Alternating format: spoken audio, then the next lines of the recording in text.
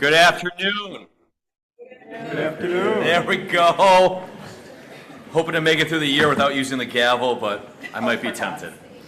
The Universities of Wisconsin are committed to freedom of speech and freedom of expression.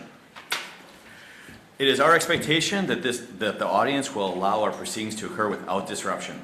Any disruption to this event will be handled swiftly with responsible individuals subject to disciplinary action and/or other citations for disruption. UW-Madison students involved will be referred to the Office of Student Conduct and Community Standards.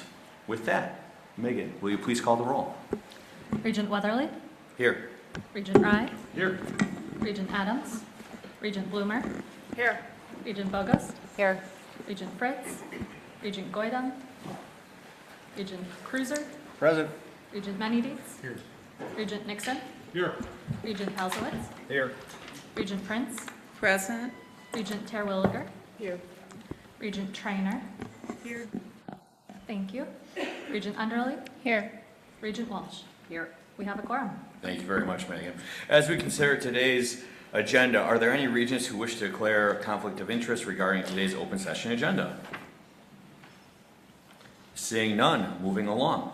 The records for the July 16, 2026 meetings of the UW System Board of Regents have been provided. Are there any corrections? Seeing none, it is approved. Welcome everyone to our August meeting. Before we get started, I'd like to welcome our newest colleague representing Wisconsin Technical College System, Regent Lindsay Bloomer. And please correct me if I got the pronunciation wrong. We are delighted to have you join us. Lindsay is a respected nonprofit organizational professional with over 20 years of experience in executive leadership, strategic planning, entrepreneurship, social entrepreneurship, and innovation. She is the president and CEO of Impact Incorporated, a Milwaukee-based organization helping people achieve positive, sustained change. Lindsay has worked as a community fellow with United Way of America, designing community impact solutions in state government, advising and developing advocacy strategies and policy in various appointed roles. She has also advanced curricular and program design as assistant dean at Ripon College and created collaborative community-based solutions as the executive director of a domestic violence and sexual assault prevention organization and developing entrepreneur pathways for students at the university that has the 14th best basketball program in the state, Marquette University. She previously served as the president and CEO of WRTP, Big Step, a workforce intermediary connecting traditional disenfranchised people to quality career opportunities based in Milwaukee. She is also a member of the Governor's Council on Workforce Investment and the Federal Reserve of Chicago Community Advisory Council. We are pleased to welcome to our board Lindsay. I haven't seen where you are. You're right there to my right. Hello. Welcome. Would you like to say a few words? Thank you so much. Thank you for that very long introduction. I appreciate it. But I'm happy to be here. My career, obviously, my personal life has been woven in access to education. Growing up in public schools and in a technical college family, and then being a third generation Universities of Wisconsin graduate. And so I am pleased to be here and excited to work with all of my fellow regents and with the staff and with all of the colleges on access to education. So thank you. Well, we are so thrilled to have you. Thank you, Regent Bloomer. I would also like to take this opportunity to thank her predecessor, Sarah Rogers, who served on this board on behalf of WTCS the past year. We deeply appreciate her contributions and counsel, and we look forward to continuing the joint efforts of our two systems to best serve the people of Wisconsin. President Wagner, I believe you have some introductions as well. I do, yes, thank you. We have two new colleagues to welcome. To start things off, I will turn the floor over to Chancellor Frank at UW-Stout Polytechnic. Thank you. Am I on? Yes, good, great. It's my pleasure to introduce the new provost at UW-Stout Polytechnic. Provost Latha Ramakrishnan brings considerable academic experience and administrative leadership to UW-Stout Polytechnic, having previously served as a professor, chairperson, program director, dean, and associate provost. Most recently, she led the College of Health Science and Technology at Commonwealth University of Pennsylvania. And in this role, she established the college's inaugural advisory board comprised of business and industry leaders, empowered faculty to create the college's first strategic plan, mentored faculty, and secured multi-million-dollar federal grants to enhance student success, scholarships, and research infrastructure. Before her time in Pennsylvania, Dr. Ramakrishnan spent years as a chemistry educator and leader at St. Cloud State University within the Minnesota state system.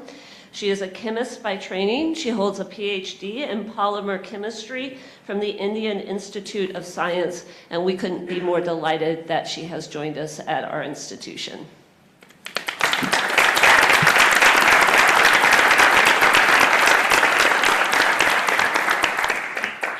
Now turning to UW Oshkosh, we have Chancellor Singh online to make the introduction.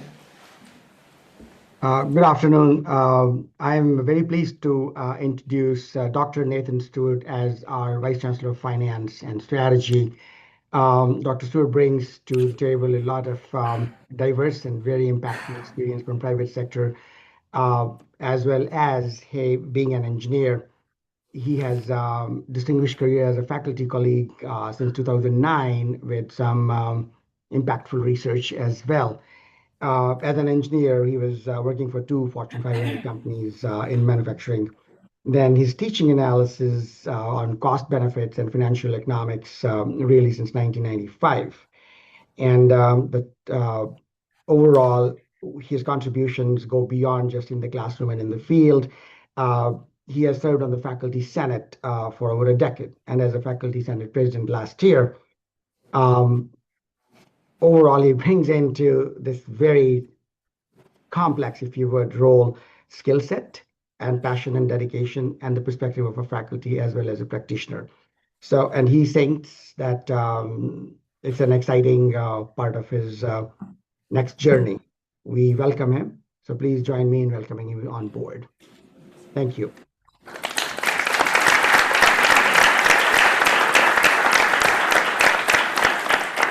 Well, a very warm Universities of Wisconsin welcome to you both. We are excited to have you join us, and we look forward to working with you in the future. President Weatherly, back to you. Thank you very much. A report of the Wisconsin Technical College System Board has been provided. Are there any comments or questions? Next up, executive search updates. I'm going to turn it over to my colleague, Regent Vice President Ashok Rao for an update. Thank you, Regent President. The Universities of Wisconsin President Search is underway. Applications are due for priority consideration by August 31st, with the search committee, many of whom are in this room today, expected to identify our finalists later this fall. I'm excited by this search. I'm excited on how the calendar has come together. The involvement of our colleagues in shared governance, the involvement of our chancellors, the involvement of our fellow regents, but more importantly, as we get to the finalists, the involvement of the entire state in giving us input on the next president of our system. So, should be a fun fall. Thank you, and thank you for the hard work that you've put in, and also your committee members. Next up, if I could ask Regent Bogus to give us an update on the UW Madison search. Thank you, President Regent Weatherly. We're moving along in our search. The key date now is September 10th. We're going to hold a listening session at Union South for members to come, members of the public, anybody to come and give their opinions and questions and thoughts on the next Chancellor of UW-Madison. I think it's in the varsity room, if I have that right, at Union South at is it 2 o'clock? Wait, yep. Is that right? Sound good? Okay. Then also on September 10th, that's the final day for taking applications for the pool of applicants, and we're moving right along, and we will be probably finished with our search sometime after the new president is chosen. So is that correct? I got everything right. Awesome. Thank you. Thank you very much. Any questions from Regents? Seeing none, moving along. I want to take this moment to express my appreciation to every member of this board for their time and commitment to visiting all the campuses and advocating on the behalf of our universities, whether it be at the Capitol or at local communities last year. In particular, I want to recognize a few members who demonstrated exceptional and consistent contributions throughout last year. Our past president, Amy Bogus, and our current Regent Vice President, Ashok Rai, tied for the most campuses visited. Well done.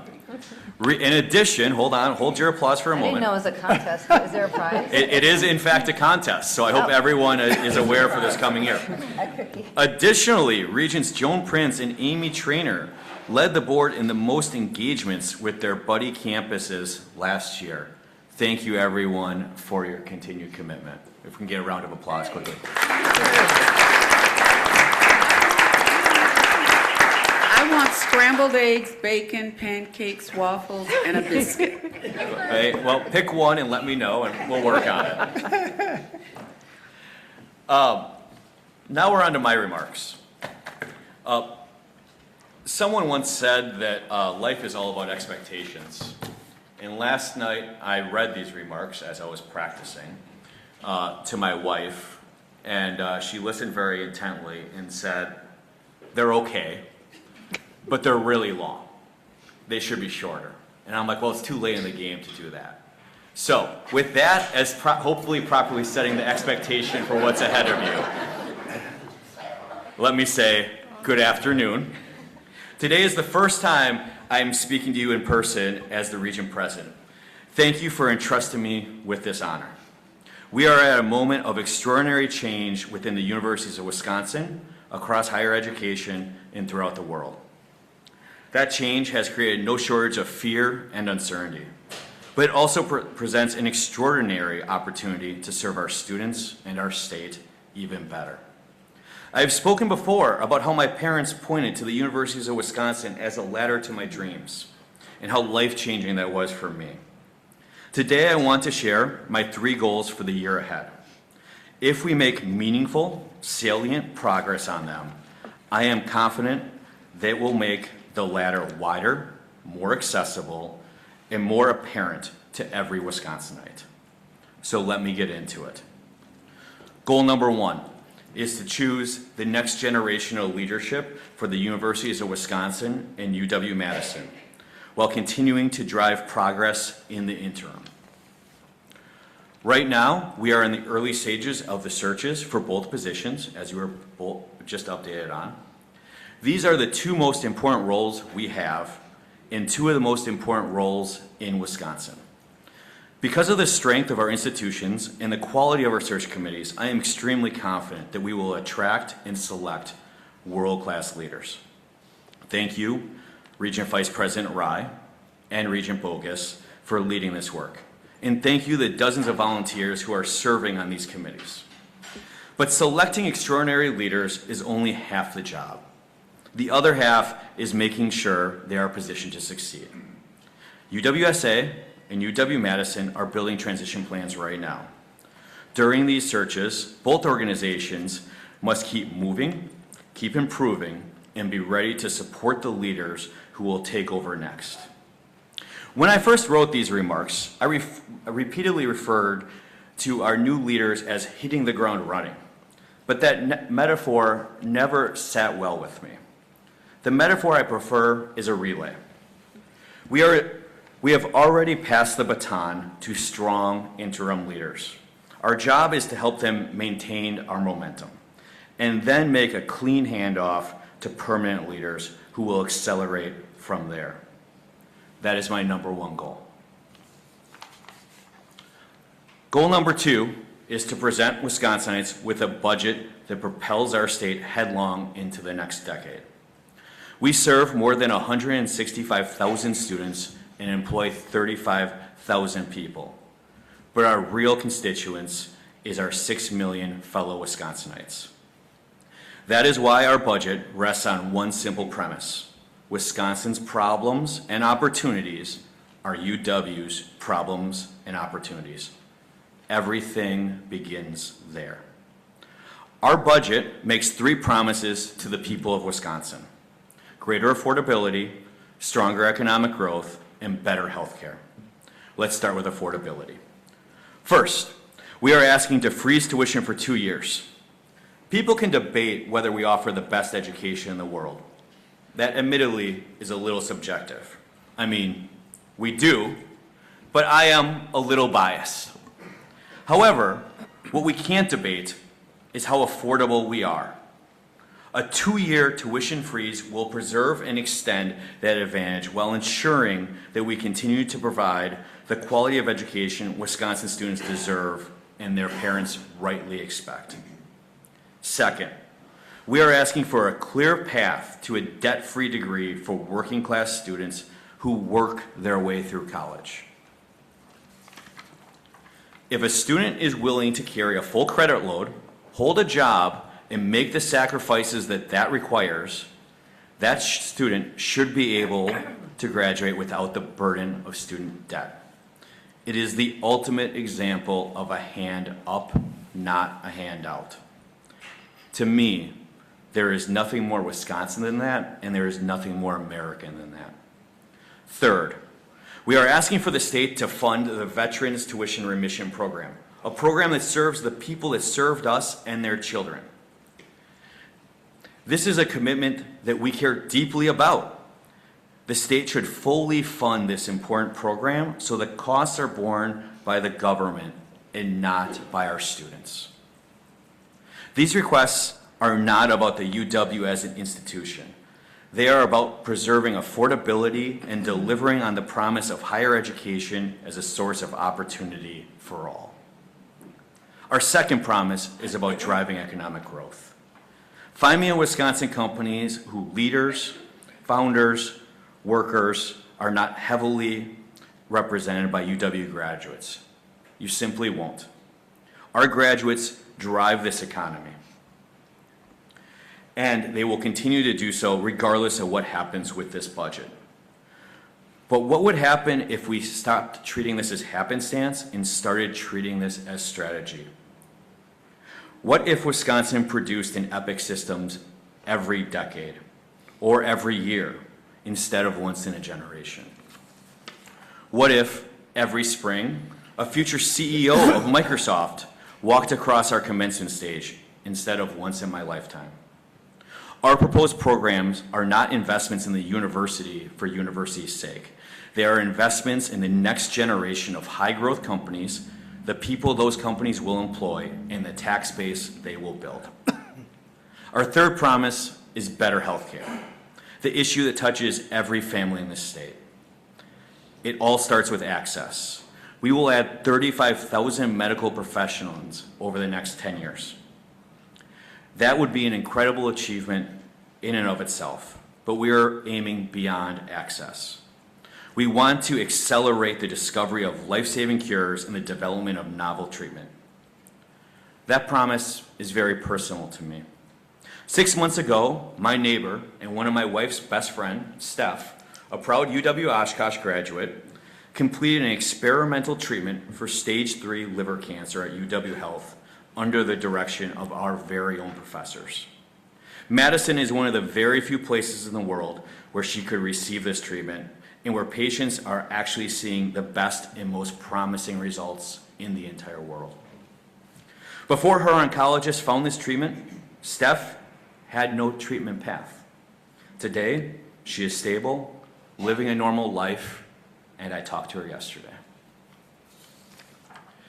That is what academic research means when it touches a Wisconsin family. And we want thousands more Wisconsin families in the coming decades to be able to tell a story like Steph's. In short, with Goal 2, we are asking the state and our taxpayers to help us make good on these 3 promises and set the stage for the 2030s to be Wisconsin's decade. And finally, goal number 3. What I am poorly calling, and I'm very open to suggestions here, Regents lead the way. We ask our leaders, employees, and students to embrace rapidly changing, increasingly complex world while remaining true to our core mission. Over the next year, I hope the Regents will double down on our efforts to model this behavior. To me, That means renewing our commitment to the Wisconsin idea, listening to people in every corner of the state and making sure our work has an impact there. It means constantly exploring new ideas and best practices that can help us better serve the universities of Wisconsin. It means embracing new technologies, testing new approaches, challenging old assumptions, and looking for ways to cut costs. And the board has already started this. In July, we experimented with staggered committee meetings so every regent could attend every committee meeting. Thank you, Regent Prince, for that idea. Just this morning, we worked on implementing best practices from the University of Minnesota, including committee charters and annual work plans. Thank you, Megan, for the idea, and thank you, Vice President Rye and Megan, for pushing me to move faster than I was initially comfortable with on implementing that. This winter, we will invite outside guest speakers to supplement our expertise we already have within the universities. Thank you, although she's not here, Regent Goydam, for that idea. Those efforts are only the beginning. I want to hear from everyone on how we, as the board, can test new and potentially better ways of working and governing. To be clear, during this period of transition, I am less concerned in making permanent changes than I am testing thoughtful ideas. Some will prove valuable, others will not. But I hope future regents will inherit a long list of ideas that work and ones that now that they know they won't. And they can move forward with confidence. That is goal number 3. So, in summary, my 3 priorities for the year ahead: choose our next 2 exceptional leaders, deliver a budget that drives Wisconsin into the next decade, and make the board a model of learning, experimentation, and improvement. Those are the goals I wanted to share with you. But I would like to end with a short personal story that touches on the why of these goals. A couple weeks ago, my niece, who is about to begin her senior year of high school, was visiting me and my wife from Hudson, Wisconsin. She arrived late. I didn't see her when she arrived. The next morning, I made my usual beeline to McDonald's to get my morning Diet Coke. When I got back, Sienna, my niece, and my wife, Ruthie, were drinking coffee on the patio. When I sat down, Ruthie had a funny smile on her face. She said, "Sienna, tell Kyle what you just told me." Sienna said, "I got my direct admission packet in the mail last week." She was very excited. But Sienna is also a great student, so her qualifications didn't surprise me. Ruthie then prodded her. Tell him the other part." Sienna explained to me that her friend McKenna had received a similar direct admission letter. Before that letter arrived, McKenna did not think college was for her. She thought it was for other kids, from other families. But now, she is planning on touring several UW campuses this fall. I am sharing this story because it captures why the work we do matters. We began working on direct admission 5 years ago.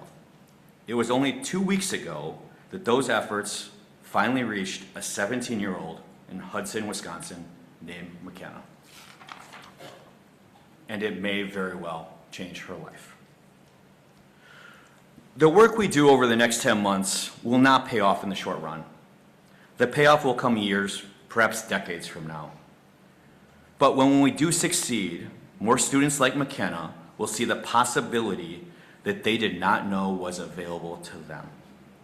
At the beginning of my remarks, I talked about the universities of Wisconsin as a ladder my parents pointed me towards. For McKenna, that direct admission letter may have been the first time she realized that ladder was there for her. In the end, our success will not be measured by the policies we adopt or the votes we cast. It will be measured by the opportunities we create, the lives we change, and the future we make possible. Thank you, and with that, let's have an incredible year, and I'll turn it back to President Faulkner. Thank you. You know, I really hate to say this, but fall is in the air. And as we say goodbye to kind of the last days of summer, you know, my chancellor colleagues and I were talking, One of the great things, though, is that it is one of the best times to be on a college campus as our faculty and our staff gather and then our students arrive. Some of our fall athletes are already finding their way to campus, and opening day presentations to faculty and staff are or will be taking place in the next week or so. It is the energy about that time of year that never seems to get old. You have the incoming freshmen, eager, wide-eyed, a little nervous, with everything and everyone around them new and waiting to be explored. It's hard not to get caught up in that kind of energy and excitement. And then you've got your returning students, eager to reconnect with friends and getting back into the swing of things. Then you've got our transfer students looking to get grounded in their new home.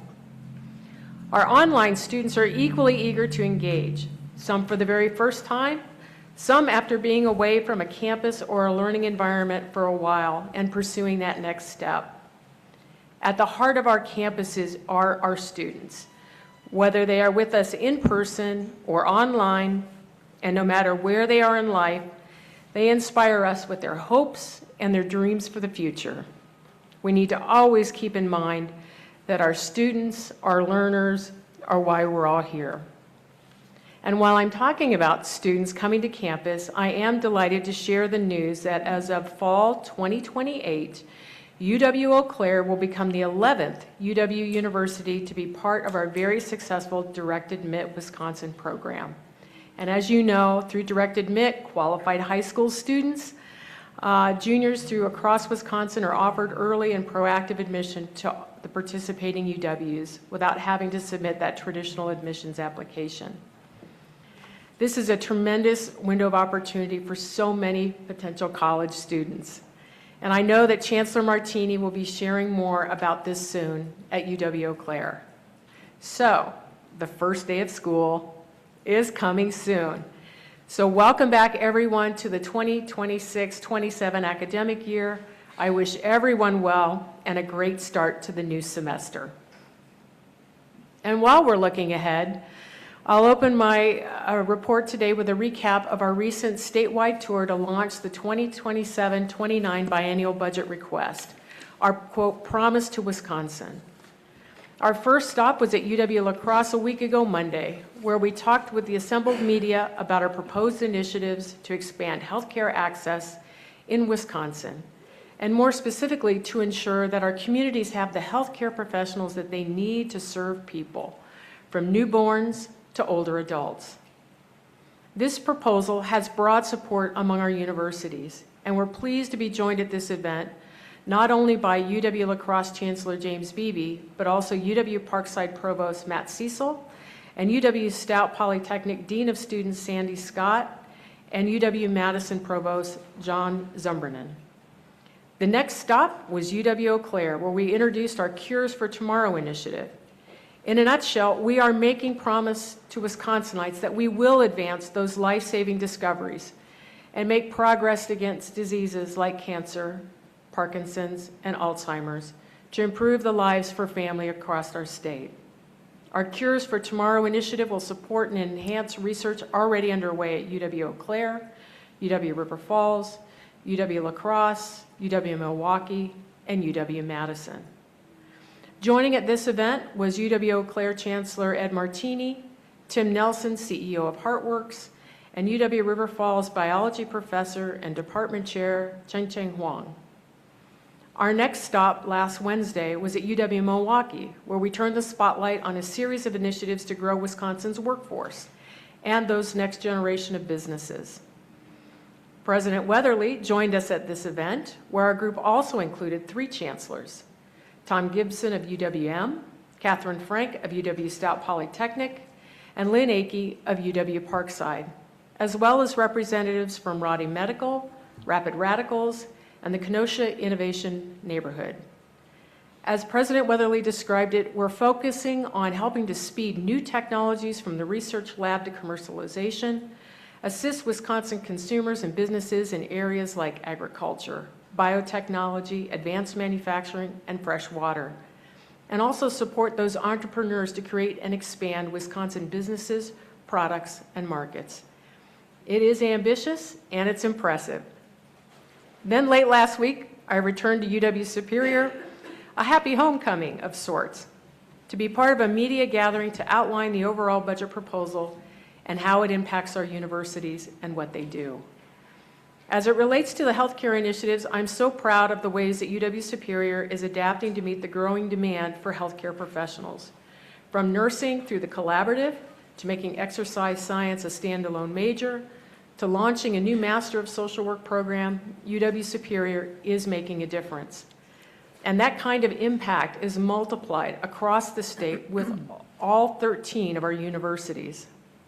It was my pleasure to connect with UW Superior's Interim Chancellor Maria Cuso to share that message and hear from their partner Essentia Health and a student who's entering the Masters of Social Work major. Finally, our promise wound up on Monday with stops to both UW Stevens Point and UW Green Bay, where we announced the centerpiece of our biennial budget proposal, the 4-year tuition pledge. Under this pledge, and with the support of the legislature, the Board of Regents intends to maintain a tuition freeze for 2 academic years, starting in the fall of 2027. The UWs would further commit to limit any tuition increases in the 2 following years to no more than the rate of inflation. Taken together, this will ensure that Wisconsin is the Midwest leader in tuition affordability and deliver on our second promise, that is to ensure that all Wisconsinites have access to an affordable, high-quality UW education. At Stevens Point, we were joined by Chancellor Bob Brinkman, as well as UW Parkside Interim Provost Matt Cecil. In Green Bay, Chancellor Mike Alexander was our host, and we were joined by UW Oshkosh Interim Provost Josh Garrison. We also heard from the director of the Rising Phoenix program at Green Bay and from the student government leader at UW Oshkosh on the impact of this budget. Throughout this tour, we fielded a lot of interest from the media and other members of the different communities, and the overall reception to what we are rolling out as part of our biennial budget request was really quite positive. There was a much more detailed discussion about the budget package in the Business and Finance Committee earlier today, and we'll all see and hear more before the full board shortly. You should also know that we have a new webpage dedicated to this topic. For more, go to wisconsin.edu/promise. Once again, wisconsin.edu/promise. So this is a quick overview of how the budget request has been rolled out over the last several weeks and how it's been received.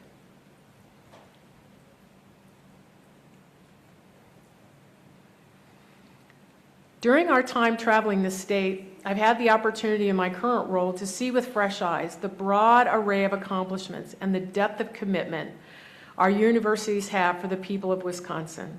It is both impressive and inspiring. And it occurs to me, and I know many others would agree, that more people should be aware of how the UWs are at work all around us, each and every day, in ways both big and small. Each of our universities has a treasure trove of stories on how our students, our faculty and staff, and our graduates make a huge difference and contribute to the richness of life here in Wisconsin. So I'd like to take the opportunity to remind you about a campaign that was launched several years ago called All in Wisconsin, which is dedicated to sharing those stories more broadly. We're giving it a little bit of a makeover, a little bit of a refresh, and it is now bigger and better than ever. And because I think we could use a reminder of how the universities of Wisconsin are such a significant part of Wisconsin's promise to its people, we have a brief video we would like to share. From the very beginning, the University of Wisconsin has stood alongside the people of our state. It's a great story, a story of striving to make lives better by advancing knowledge, listening, and learning. Today, the 13 universities of Wisconsin touch communities in every county of the state, preparing graduates to thrive in a world of dynamic change and boundless opportunities, taking on the toughest challenges and turning bold ideas into real-world solutions, celebrating human creativity, from scientific breakthroughs to art that inspires.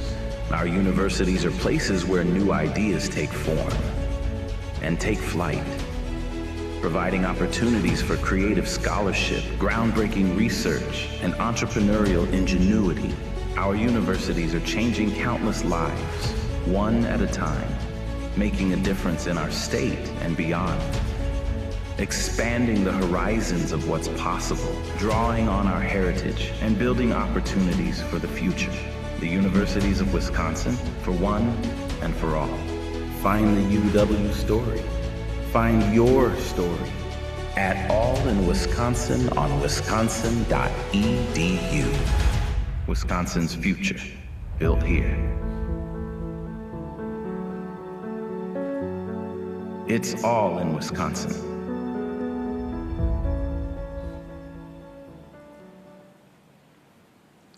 Yep, we can and should be proud of what our UWs mean to our state. So rebooting the All in Wisconsin campaign is going to happen on multiple fronts just in time for the academic year. I encourage you to check out the All in Wisconsin page at wisconsin.edu website. It includes individual pages for each university featuring a variety of their stories, as well as a prominent link to quickly take readers directly to that university's news site for more. You can also look for the All in Wisconsin branded posts on our social media. And keep an eye out for the relaunch of the All in Wisconsin newsletter in your email. This year's first edition, including a welcome from President Weatherly and an awesome photo, is coming out later today. We have great stories to tell about our impact. We can and should be proud to share them. And that concludes my report. Back to you, President Weatherly. Thank you. Regents, any questions or comments? We are making incredible time, team. Next, I'll call on President Wachter again to help introduce this afternoon's panel discussion. You know, we've been taking a lot of time over the past couple of weeks talking about how our biennial budget request can provide a real impact across the state and beyond. And as you've heard here today, it is built around a simple idea, a promise to Wisconsin. A promise that every Wisconsinite who works hard can access an affordable, high-quality UW education. A promise to help Wisconsin's workforce and the next generation of businesses. And a promise to advance life-saving discoveries while improving access to health care across our state. These promises, they are not abstract goals. They are commitments designed to directly address some of Wisconsin's most important challenges and opportunities. To hear it one more time, through the 4-year tuition pledge and Wisconsin Work and Learn initiative, we are proposing a path to ensure that Wisconsin remains a leader in affordability and opportunity. Through workforce innovation and entrepreneurship initiatives, we are committing to help graduate 300,000 career-ready workers, to upskill 1 million workers for better jobs, and to support the creation of 2,500 new businesses over the next decade. Through investments in healthcare education and research, we are committed to help train 35,000 additional healthcare professionals and to advance medical discoveries that improves lives across Wisconsin. Sounds like big, bold promises, doesn't it? Well, they are. But here's the thing. The proposal recognizes that Wisconsin already has one of the greatest assets available to make it happen: the 13 public universities serving communities in every part of our state. Today's panel will give us an opportunity to understand what these promises might look like in practice. We'll hear from university leaders, students, healthcare partners, and business leaders about how the network of universities of Wisconsin is uniquely positioned to expand opportunity, strengthen our economy, and improve healthcare. That we are uniquely positioned to help build the future of our state. Wisconsin's future will not be built in one place. It will be built in our communities, big and small, all across Wisconsin, through the collective impact of our 13 universities and the people that they serve.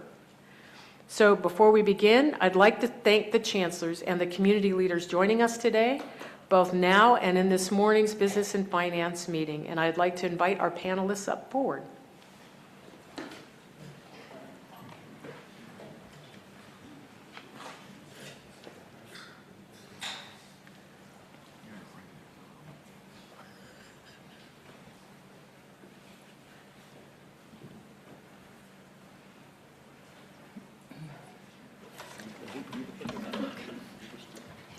Yeah, I think you have name tags.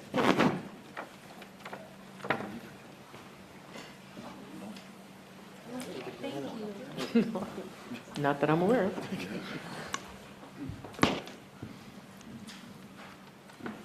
Before we begin, I'd like each of our panelists to introduce themselves. Corey King, Chancellor at the University of Wisconsin-Whitewater. Emma Close, student at UW-Whitewater. Eric Wilcox, Interim Chancellor, UW-Madison. Catherine Frank, Chancellor at UW Stout Polytechnic. And Brian Elwood, Regional Vice President with Xcel Energy. Terrific. First, I'm going to invite Chancellor Corey King at UW-Whitewater to start our conversation on affordability and student opportunity. Chancellor King. Thank you very much, and hello to everyone. I'm going to move quickly with this because we want to hear from our students, right? That's fantastic. Good afternoon, everyone. The University of Wisconsin-Whitewater is proud to lead the universities of Wisconsin in ensuring that every Wisconsinite has access to an affordable, high-quality UW education. This is what we do. We are passionate about affordability because we know our students. 37% are first-generation college students, just like I was and am. They are working toward a college degree without someone in their corner who has gone before them. College gives them life-changing opportunities, but only if they can afford to come here and stay here.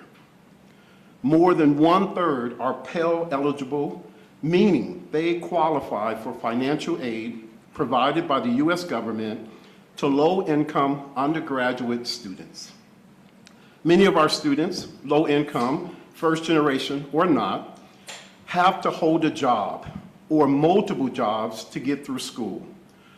Affordability is a lever we can pull to help them graduate on time with a minimal debt. We work hard to hold the line of having the lowest combined tuition, room, board, and fees, because it makes college something our students can afford. We offer a textbook rental program that saves our students hundreds of dollars every year.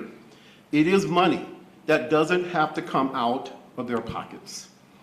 And because the opportunity to come to UW-Whitewater and earn a life-changing education is so important to our students and their families, we champion the ways that the state can help us keep it affordable, not just for current Warhawks, but for all future students as well.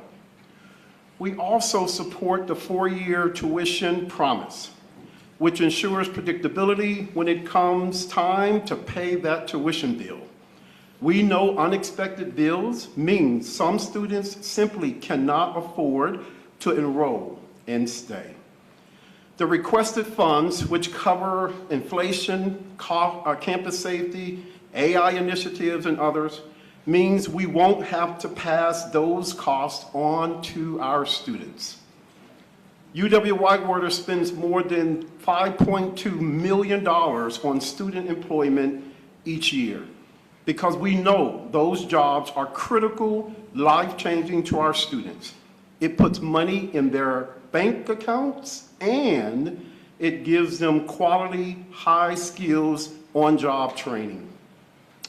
The Wisconsin Work and Learn initiative means our students will continue to have access to hands-on, real-life experiences, clinical work, internships, student teaching, and practicums. They set them apart so that they are ready to contribute to their future workforce places. We are committed to also supporting our veterans, service members, and their dependents. Providing funding for veterans' tuition remission allows us to underscore our commitment to them, one that is nationally recognized. This key initiative will give us greater budget flexibility to further our mission to serving this important and vital population. And it is critical that we pair affordability with a high-quality educational experience. To do that, we need to hire the best and the brightest. Providing funding to attract and retain talented academic and university staff ensures we can offer the quality education that UW-Whitewater is known for and our hard-working students value and deserve. Speaking of hardworking students, and bringing a quick closure to my comments, it is my pleasure to welcome Emma Close. Emma is here today to tell her story, to share her journey, one that embodies the importance of affordability in creating opportunity for all Wisconsin students and the future of our state. Welcome, Emma. Thank you for the welcome, Chancellor King. Interim President Wachter, Regent President Weatherly, and members of the Board of Regents, thank you for the opportunity to speak with you today. My name is Emma Close. I'm from New Munster, Wisconsin, a rural town of about 300 people, and I'm a senior at UW-Whitewater. I'm also studying history education. In just a couple of days, I am also excited to begin student teaching at Nettie E. Karcher Middle School in Burlington, Wisconsin, an experience that will bring me one step closer to beginning my career as an educator. It is truly an honor and a privilege to be here today to share what affordability has meant in my own college experience and why maintaining an affordable UW education is so important for students like me. When I was deciding where to go to college, I knew I wanted to stay relatively close to home. But I also had to be realistic about what I could afford. I would be responsible for much of the cost of my education with some support from my family, so I paid close attention to what college would actually cost. I looked at tuition. I looked at fees. I thought about textbooks and all of the other expenses that come with being a college student. Then I visited UW-Whitewater. I fell in love with what the College of Education and Professional Studies had to offer. And when I looked at the full picture, including tuition, fees, and programs like UW-Whitewater's textbook rental program, I realized I could get the high-quality education and college experience I wanted, all at a cost I could manage. I knew UW-Whitewater was where I wanted to be. Throughout my time at Whitewater, I have worked hard to help pay for my education. I work as a tour guide, and I have worked as a peer mentor on campus. I've also held jobs outside of the university as well. Those jobs have helped make college financially possible for me, but they have also become an important part of my education. They've given me professional experience, helped me build relationships, and taught me skills that I will carry with me into my career as an educator. I've also seen how the resources available to students can make a meaningful difference. One example for me is the Warhawk Success Closet, which provides professional clothing to students at no cost. I have used the Success Closet as I prepared for interviews and my student teaching. Having access to professional clothing meant that was one less expense I had to worry about as I prepared for the next steps in my career. It may seem like a small thing, but those costs add up for students. For me, choosing an affordable university, working throughout college, and having access to resources like the Success Closet have all helped make college more manageable financially.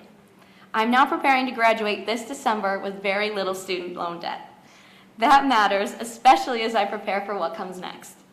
After I graduate, I plan to look for teaching opportunities in the Milwaukee area. Having very little student loan debt means I can focus on finding a school and a community where I can make an impact rather than having my decisions driven primarily by how much student loan I have to repay. My story is my own, but I know I am also one of many. There are many UW-Whitewater students who are working their way through college, balancing classes with one or more jobs and carefully managing what they can afford. For those students, affordability isn't simply a number on a tuition bill. It can determine where they go to college. It can determine whether they are able to stay in college. And it can shape the opportunities available to them when they graduate. I hope you will think about students like me and the students who will come after me.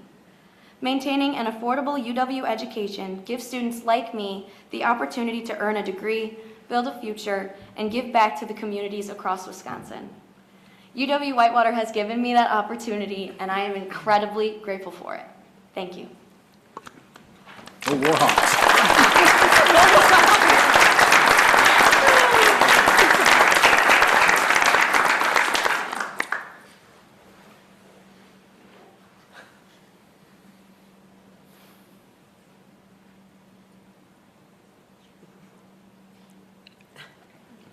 You might Chancellor Frank. My remarks. Well, we're going to go in the order of the promises, so I am. They were so mesmerized. Just waiting for the cue. Okay. So thank you for the opportunity to address all of you today. I am talking about workforce and employment. So as Wisconsin's Polytechnic University, we have partnered with business and industry throughout the state for decades on program development, workforce training, R&D projects, and lab and other infrastructural renovations, all to ensure that Wisconsin's workforce is ready to do more on day one. And our mission and reputation with industry is well earned and well known throughout the state, including to this board, who cited our workforce emphasis in its rationale to approve our operations as UW-Stout Polytechnic, and thank you again for that. Our employment rates, both prior to graduation and within 6 months of graduation from UW-Stout Polytechnic, remain unmatched across the range of Wisconsin's post-secondary institutions. We consistently hear from employers about their need for strategic, high-skilled workers ready to lead emerging technologies like 3D concrete and metal printing, advanced computing, and applied industrial AI. They look to UW-Stout Polytechnic's strengths in engineering, technology, design, and management, and actively seek and compete for talent from these areas and across our academic program array. Future-focused technologies will expand frontiers in construction, supply chain, next-generation agriculture, energy, and automation well beyond personalized language models and consumer productivity assistance. They are relevant to today's jobs as well as to the jobs of the future. Wisconsin needs these workers to compete and lead in the global economy, and given the nuanced ethical and environmental considerations that accompany innovation, UW-Stout Polytechnic is perfectly positioned to prepare the next generation of leaders on the front line and those supporting them. Advanced alternative energies like fusion and nuclear, in concert with smart energy systems, are already beginning to play a critical, complex role for consumers, businesses, and the companies that supply them power. To ensure Wisconsin is positioned to capitalize on these opportunities, UW-Stout Polytechnic is developing a Bachelor of Science in Energy Engineering, which we anticipate will launch in fall of 2028. We hear consistently from employers that AI literacy is increasingly becoming a differentiator when hiring, and to prepare tomorrow's graduates to think critically and ethically about industrial AI, UW-Stout Polytechnic is seeking funding in this budget for an applied AI innovations lab that expands current project-based learning, industry partnerships, and consulting to meet industry demand now and into the future. To support student learning and continue to be responsive to industry needs through industry-sponsored courses and projects, capstone projects, contracted projects through our centers, and other applied research collaborations, UW-Stout Polytechnic's lab ecosystem must continue to evolve. We seek support for an advanced computing and emerging technology lab with a focus on quantum and high-performance computing. To further support Wisconsin's industry partners and make degree pathways more flexible and affordable for working adults, we are requesting an investment to expand our competency-based learning infrastructure and support for re-entry students throughout their degree completion pathway. The investments outlined today are critical to meeting employer demand, delivering on our Polytechnic mission, and keeping Wisconsin competitive. At UW-Stout Polytechnic, we remain committed to focusing on the needs of our employers and ensuring that our graduates are prepared to think ethically, critically, and strategically at the helm of tomorrow's technology as they enter a very fluid job market.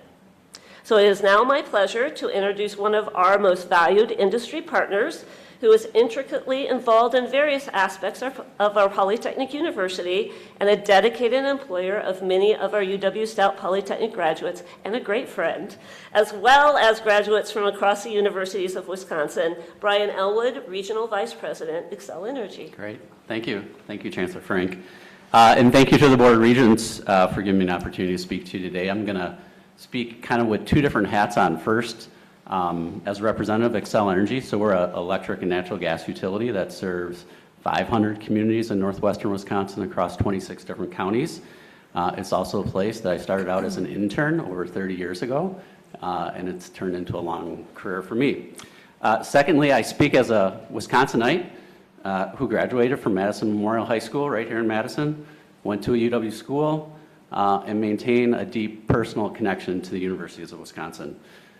Both my wife and I are UW system graduates, and in addition to us, our two oldest children are now at UW schools, a junior and a sophomore, and we also have an ambitious high school student who has a list of UW schools on his list of colleges to go to. So what that story means is not only am I an alumni, I'm kind of a recruiter for the University of Wisconsin, so I should look for additional pay per head as well. So. As I mentioned, for the past 31 years, I worked for a company that is literally embedded into Wisconsin's communities and has remained committed to investing in the clean energy transition.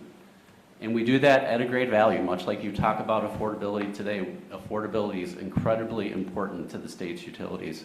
Our rates in northwestern Wisconsin are 26% below the national average, and we take that responsibility very seriously. So when I think about the word value, and I think about the value and investment in the Universities of Wisconsin degree, that has special meaning to me. Those dollars are a great investment, and they provide a return for every citizen of the state of Wisconsin. When people think about energy, they often think about power plants and power lines and substations and all that stuff. But ask any energy professional, and they'll tell you that our most critical infrastructure is not all that stuff, it's our people.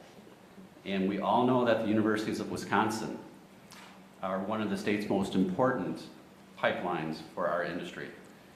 And looking at my own team, 7 of my 8 direct reports all come from universities of Wisconsin schools. A few from Eau Claire, Stout Polytechnic, La Crosse, Madison, Could you Superior. repeat that, please? There you go. Who didn't hear it? Yeah. One's not, but they're from Minnesota, so we'll do that.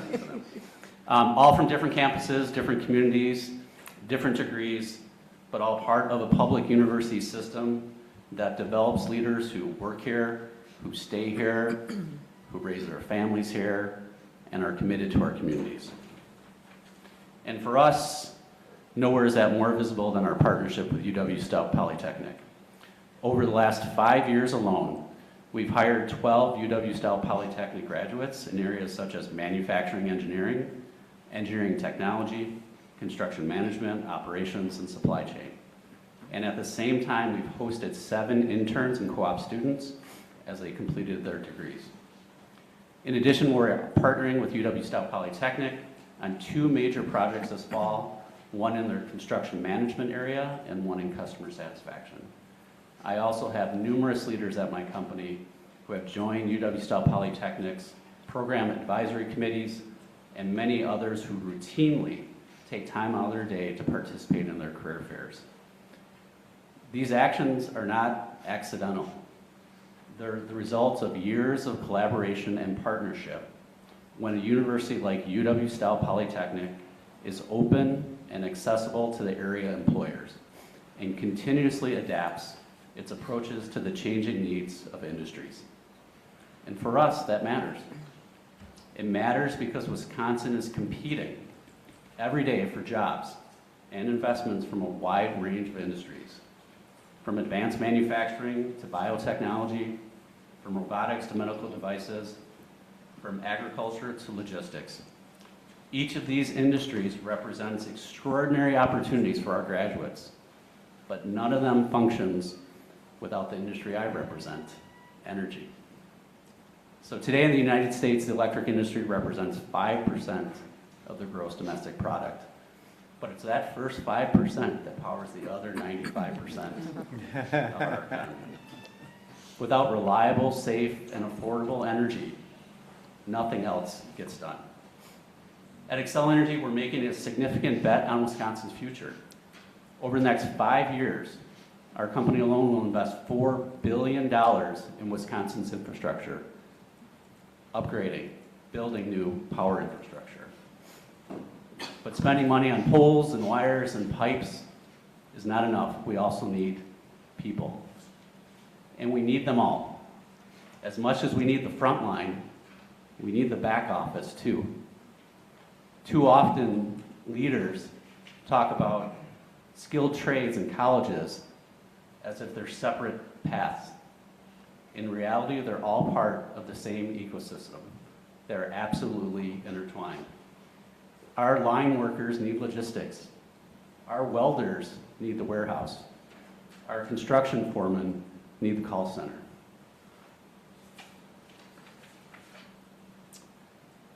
And that ecosystem begins with education. It begins on campuses like UW-Style Polytechnic, where students gain the technical knowledge, the practical experience, and the confidence to step into the workforce and make immediate impacts. But it also means adapting and learning today's tools, like artificial intelligence, and applying those skills to real business problems. You see, sending a graduate into today's workforce without working knowledge of AI would be like us sending a lineman to repair an outage without a bucket truck. They may have the talent, they may have the work ethic, they may have the knowledge to do that job, but they're being asked to do something without one of the most important tools that are available. Artificial intelligence is quickly becoming that kind of tool for many companies, including Xcel Energy. We are using it to analyze information faster, improve our customer service, strengthen our planning, support our field operations, manage complex projects, and help our employees be more efficient and focus their time on judgment, safety, relationships, and problem solving. That does not replace people. It raises the value of people who know how to use the technology effectively. That is why our long partnership with UW-Style Polytechnic matters so much. We strongly believe that together we can build a stronger talent pipeline that supports both immediate hiring needs and long-term economic growth. At Xcel Energy, we are certainly betting on the state of Wisconsin, and strong investments in the universities of Wisconsin ensures that Wisconsin is also betting on itself. So thank you for your leadership, your commitment to our students, and your continued support of partnerships that make Wisconsin stronger. And as a father of 2 UW students who are going back to school, I am super excited about the school year and reclaiming the space in my refrigerator and the parking spot in my garage. So thank you very much. Great, thank you. Thank you, President Wachter. Thank you for my colleagues and your guests for being here. I'm Eric Wilcox, Interim Chancellor at UW Madison, and I'm going to be speaking about the third pillar that we talked about, and that is access to health care and what that means for Wisconsin. UW Madison really strongly supports this investment that we are asking of the state because it's an investment in the well-being of the people of the state of Wisconsin. As Regent President Weatherly mentioned earlier, with this additional funding, the universities of Wisconsin would train 35,000 healthcare professionals over the next decade. Those are individuals who will be serving communities across the state. As you probably all well know, there is an acute shortage of people who care for patients in every corner of our state, from newborns to older adults. Each of those individuals has unique healthcare needs. The Healthy Wisconsin proposal seeks $90 million of state investment to expand healthcare training program capacity, with one goal being an increased number of healthcare professionals in rural communities. About 1 in 3 Wisconsin residents lives in what we can characterize as a rural community, and about 1 in 10 doctors practice in those areas. This is a disparity that will only increase as doctors retire unless we take some action to address it. With this proposal, we have the opportunity for patients to receive more of their care closer to home and to ensure that parts of the state now federally designated as healthcare professional shortage areas have the trained clinicians that they need. UW-Madison has been at the forefront of rural healthcare training for decades of experience with a rural medicine MD track we call the Wisconsin Academy for Rural Medicine. And that has trained rurally focused physician assistant tracks, as well as rural health centered postgraduate residency training in general surgery, OBGYN, family medicine, and much more. So I'd like to spend a few minutes, if I may, talking about how this effort could further build and enhance the path-breaking work already being done on UW-Madison campus and at our School of Medicine and Public Health. It's our state's only public medical school, a status that it takes to heart. The school is ranked Tier 1 for primary care and 18th in the nation for rural health practice by our MD graduates. This was the first school of its kind in the country. Bringing together medicine and public health was once considered unusual. In many institutions, the fields of medicine and public health felt like their approaches were too distinct to be integrated. Here, we found that they were in harmony. So doctors trained from the mindset of populations, not just individual patients, and public health professionals are firmly grounded in clinical medicine. Our commitment to the Wisconsin idea made it not only a good idea, but a necessary one. And that's what happens when you're out in the community, truly understanding what people need. Today, the School of Medicine and Public Health stands at the crossroads of research, education, and community engagement to an extent that no other medical school or college can quite match. The focus on finding better treatments for diseases is revolutionizing the practice of medicine with innovations like theranostics, which is a notion that diagnostic and treatment steps can be combined into a single step using approaches like radiopharmaceutical therapy. We're developing potential new treatments for Parkinson's disease that are already showing promise. And our contributions to the development of the first reliable blood markers for Alzheimer's disease has elevated our status as one of the finest institutions in the country for studying Alzheimer's. These are the kinds of success stories that we're also sharing with our congressional delegation in Washington, D.C., as we advocate for essential funding for basic science. And the School of Medicine and Public Health pairs that commitment to discovery and innovation with an equally strong commitment to working with and in communities in every corner of this state to improve lives. That's a commitment that goes back nearly 100 years, when UW began a statewide clinical training program that became a model for the country. Dr. Jeanette Monroe, class of 1927, wrote of this experience, quote, "At last I was beginning to learn to be a doctor," end quote. That unique approach has allowed us to attract people from around the country and around the world who are committed to working across disciplines to produce leading-edge research that translates to leading-edge healthcare, and especially committed to public service. Our MD curriculum integrates public health and medicine in a way that no other school does. We now have numerous programs that are dedicated to advancing access to healthcare around the state, from our programs in urban medicine, our specialty Native American Center for Health Professions, and our Wisconsin Academy for Rural Medicine. The Wisconsin Academy for Rural Medicine has been critically important in helping address the shortage of physicians in rural areas since its inception nearly 20 years ago.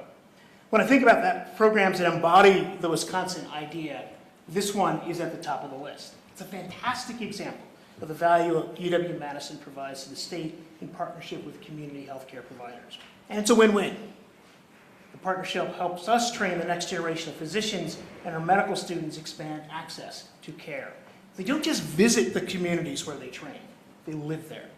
We want to be sure that our students get to know the places and people they're serving in order to best serve them. The Wisconsin Academy of Rural Medicine graduates more than 25 physicians per year, more than 3/4 of whom go on to work in Wisconsin, and about half in rural areas and in primary care, which is of a critical need. But it's not just the MD students that are important to this program. This past May, in my capacity then as the Dean of the College of Letters and Science here at UW-Madison, I had the opportunity and the pleasure to award one of my Dean's Prizes to Grace Binish, a neurobiology major from Reedsburg, Wisconsin. What is she doing next? She is here in our ND program at the School of Medicine and Public Health with a goal of serving small or rural communities like the one in which she grew up. So this is a program that also attracts our undergraduates and provides opportunities for them. We continue to innovate this program. 1 year ago, we graduated our first MD from the new accelerated Wisconsin Academy of Rural Medicine program. Shane Hoffman grew up near Lake Mills, earned a nursing degree here, was even a Bucky Badger for a couple of seasons. Now, he is in a 5-year surgical residency on the rural track, which includes training both here in Madison, later in Neenah, and then in Baldwin in St. Croix County. He is excited to become a surgeon in rural Wisconsin. He said simply, and I quote, "It's where I feel most at home." This accelerator program is designed to address the urgent need for doctors in rural Wisconsin. It allows medical students to complete the MD curriculum in 3 years rather than 4, with a deep emphasis on caring for patients in rural areas. Again, the Wisconsin idea is about designing medical education to meet real needs out in the community. This funding would allow us to expand and explore more opportunities like this to meet the healthcare needs of our state. One other area that is vitally important in this discussion is our faculty. The culture we have established here acts like a magnet for top quality faculty committed to improving healthcare access, and as does our campus.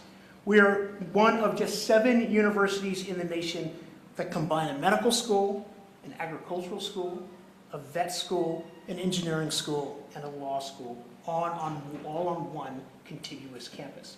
And this creates an unrivaled opportunities, including for our undergraduates, who can tap into a wide range of experiences in the health professions early on.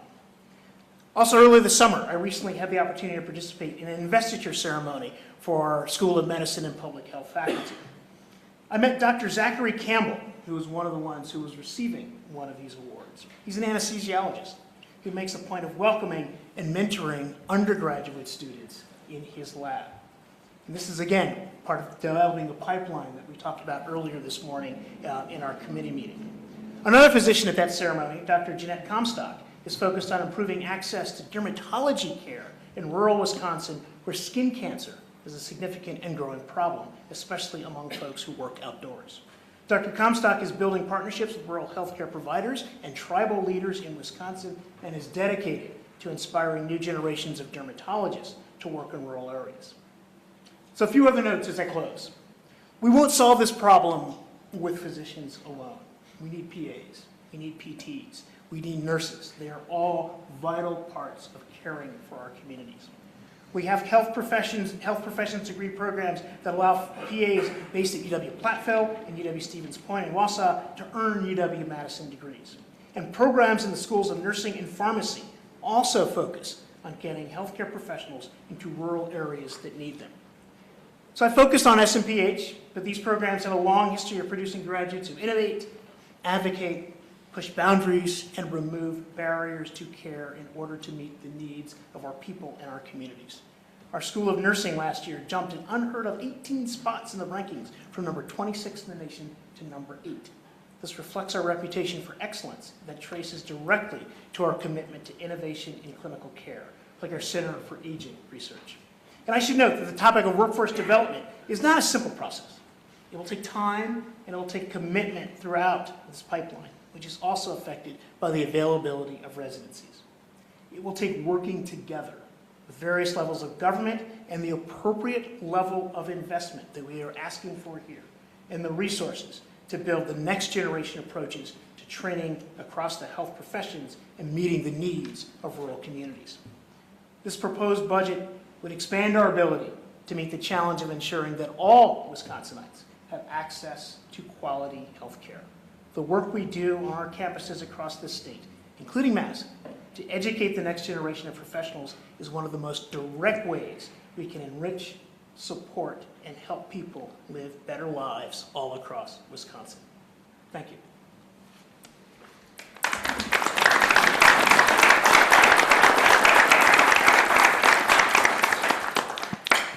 Thank you very much for those incredible presentations, and particularly thanks to Emma and Brian for making the trip here to share your experiences. We're deeply appreciated. With that, I'll turn it over for comments and questions. Mr. Nixon. I'd like to address this to you, Ms. Close, in particular. You grew up in a small town in Wisconsin. That's almost redundant where I come from. Let's assume you're back in your small town, or you're in Florence, or Spread Eagle, or Solon Springs, or Plainfield, or Potosi, or Rui. She knows her own hometown, so I didn't need to repeat it. And let's assume that I am a young man or a young woman, and I'm thinking the following. I'm thinking, oh, college, I don't know if it's right for me. I don't know if I can do it.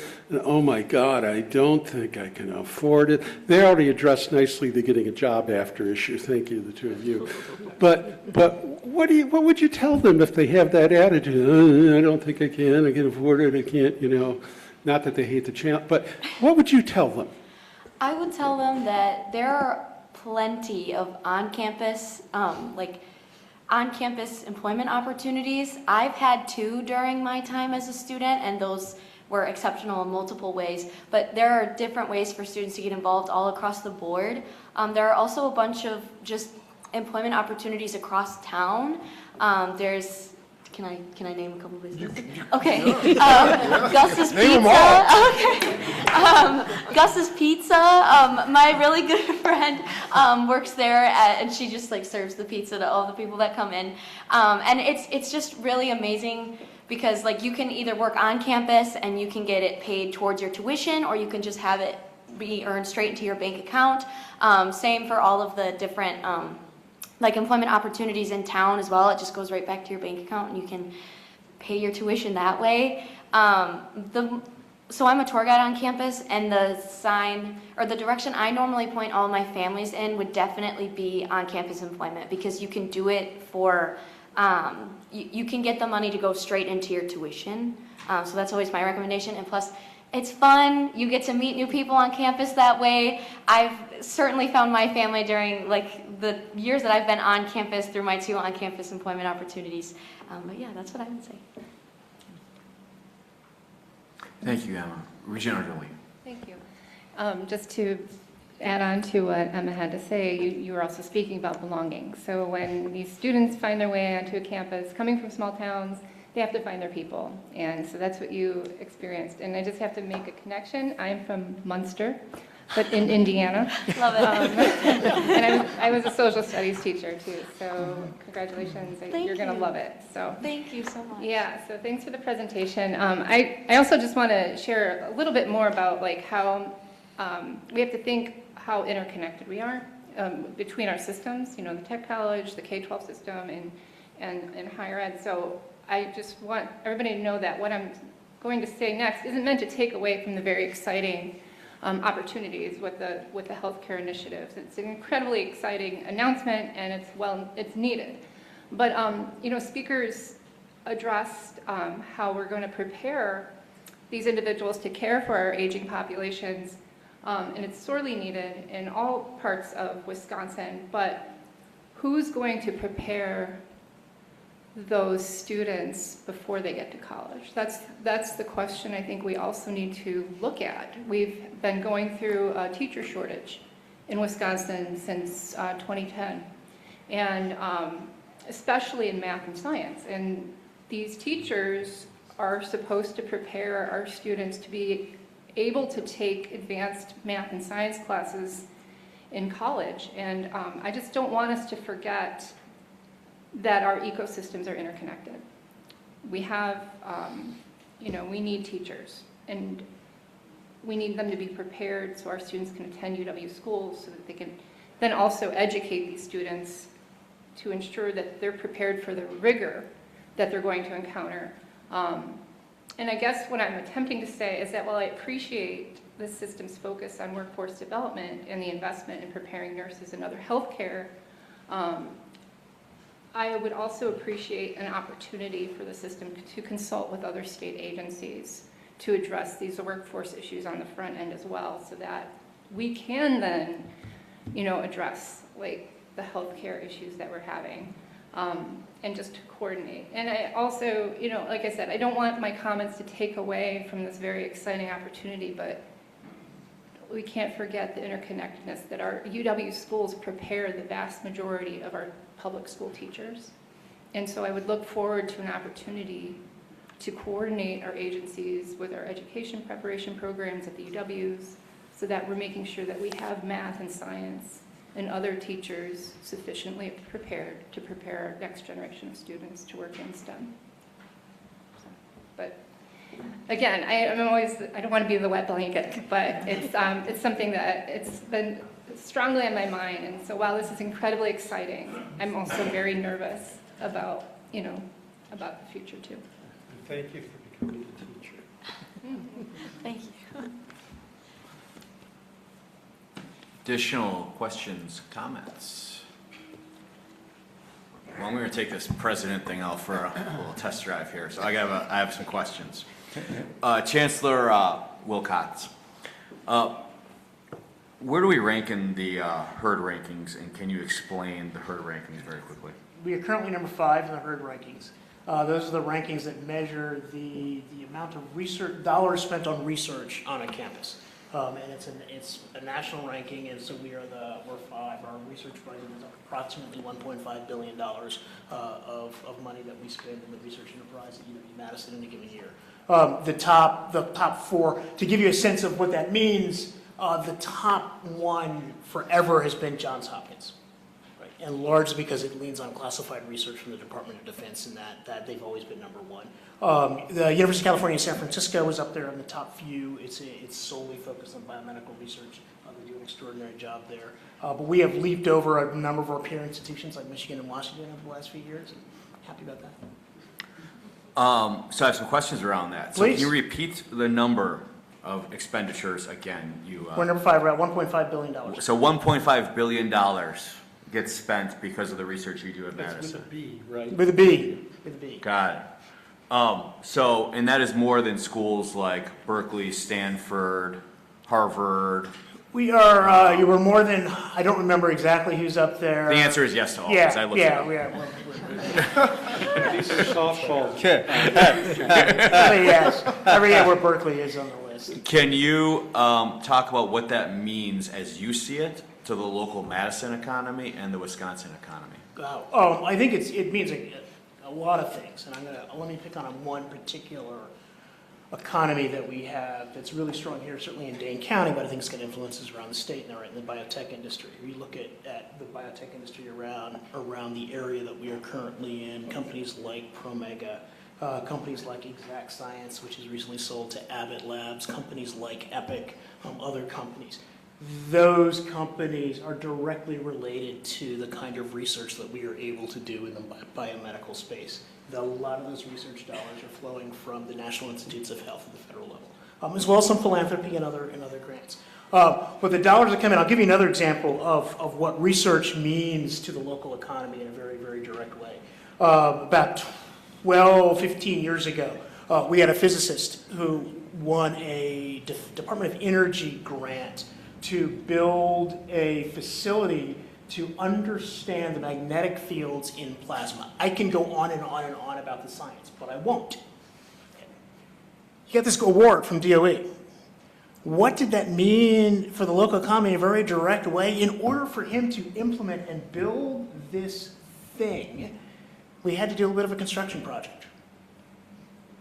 So for that summer, while we were doing that, there were a set of about 4 or 5 pickup trucks that showed up outside of Sterling Hall each and every day of local companies who got an award to construct this thing because we had attracted the talent to get the kind of grant that we needed to do that.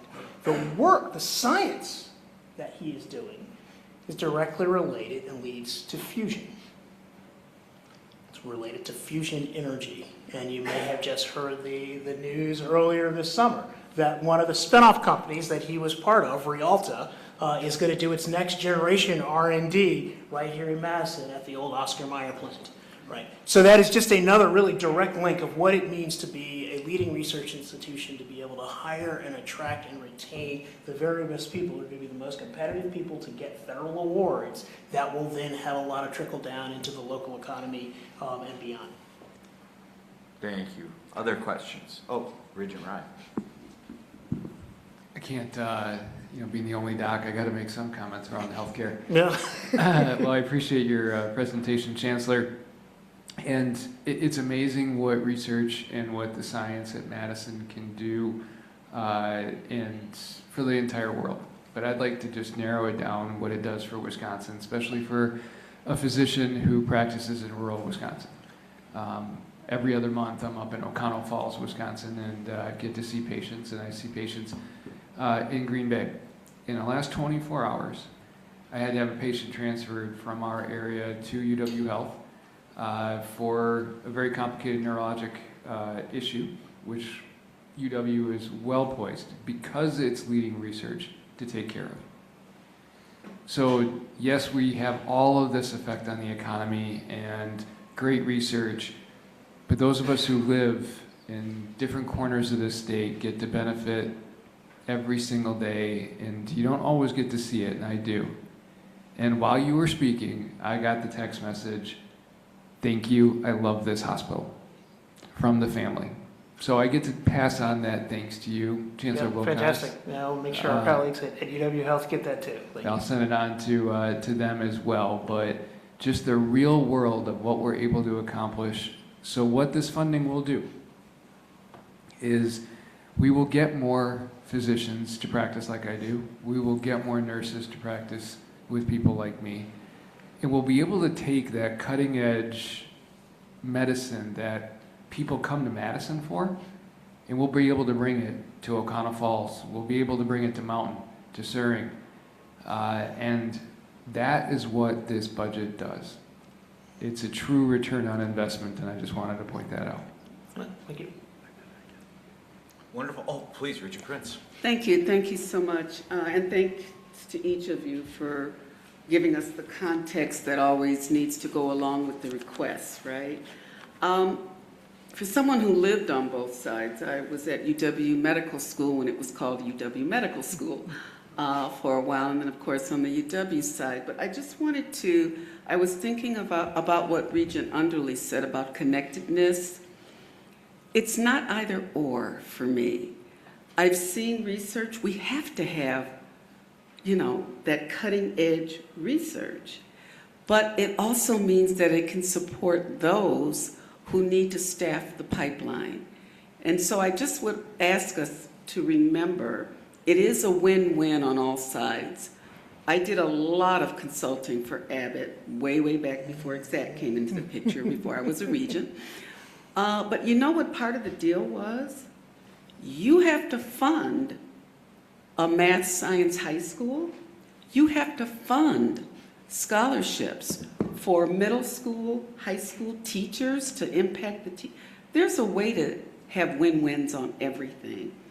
And I just would ask us to remember whatever we're striving for, and I thank you, Regent President Weatherly, for your 3 points. There's a way to make it a win-win all the way around. It won't matter who's doing research if you can't add. It won't matter if you can't do math, science.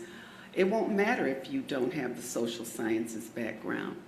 But we'll strengthen, because everyone can't be hired outside of the state. And let's just be real, everyone we train is not going to stay in Wisconsin. But you know what? You can keep them, you can attract them if we look at the full picture. Higher ed, K-12 will always be our feeder. So in everything that we do, let's remember that it's not an either or, that there's benefit for all. Thank you. Thank you, Regent Prince. Additional comments, questions? Oh, Regent Nixon. This will be quick. Chancellor Frank, could you read, because I was going to ask, but one of the things you hear from kids is, I don't know if I can get a job out of college and I won't have. Could you talk about your placement rate, please? Thanks for setting me up for that. I love to talk about our placement rate. It's been the same for close to decades at this point. 99% within 6 months of graduation from UW Stout Polytechnic in a student's field of study, and of that 99%, 77% of those students are employed before they cross the stage at graduation. So when you hear a story about a student with a job before graduation, Stout would be putting out hundreds of those stories about students with jobs prior to graduation. So we're very proud of that placement rate, but it could not happen truly without the type of partnership we have with people like Brian. We do everything in concert with our industry partners. And the reason we can think ahead, not just to the jobs of today, but the jobs of tomorrow, and that matters to Regent Underly when we're training our CTE teachers. Because if you just look at CTE, for instance, and all of the things that I was talking CTE is what? Career and Technical Education. Thank you. And when you look at all of the things that I was talking about here in terms of emerging technologies, changing systems in manufacturing, changing structures, and how business and industry do their work. What Brian was talking about in terms of AI readiness, that changes that discipline, right? So we have to be thinking about the shifts and how we educate. We have to be thinking about the different types of outcomes for our students, how students are evaluated in the K-12 system. So as we're thinking about the jobs of tomorrow, we need to be working with our K-12 partners to be thinking about the jobs of tomorrow, right? And changing the structures to allow for that to evolve in collaboration with each other. And I'll just end by saying what Brian said about who he hires, right? He's talking about a higher education ecosystem that again relies on our K-12 partners.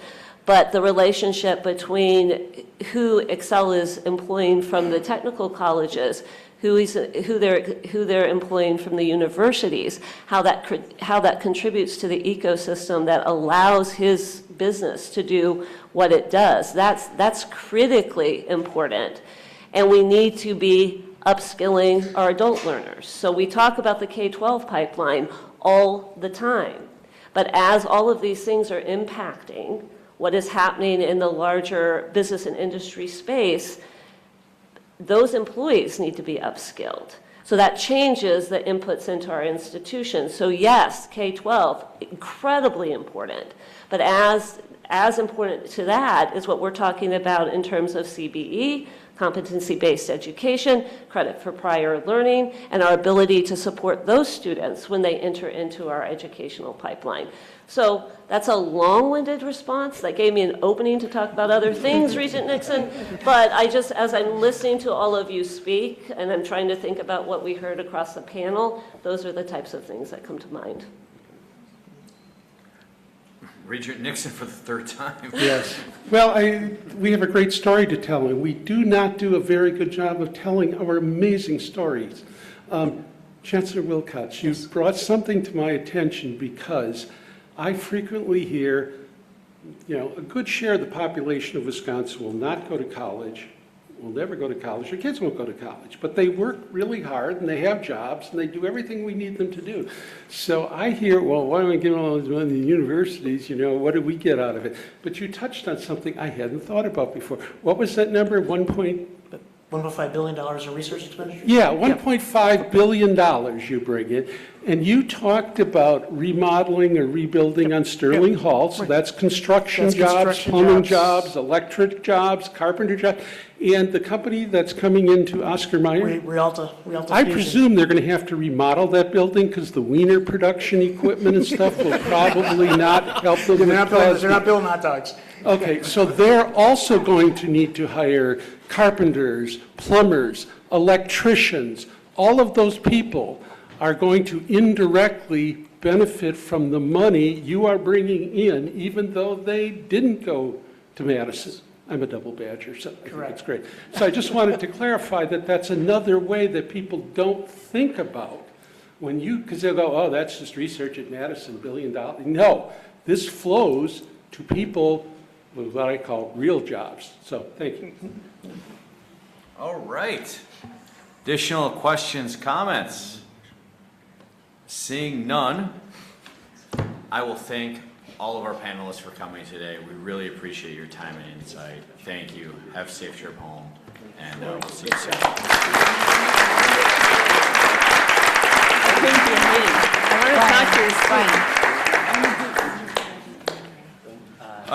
Moving along to committee reports. I went to West. Oh, did you? That's awesome. I will now call upon Regent Polsewicz to present a report from Business and Finance Committee. Thank you, Regent President Weatherly.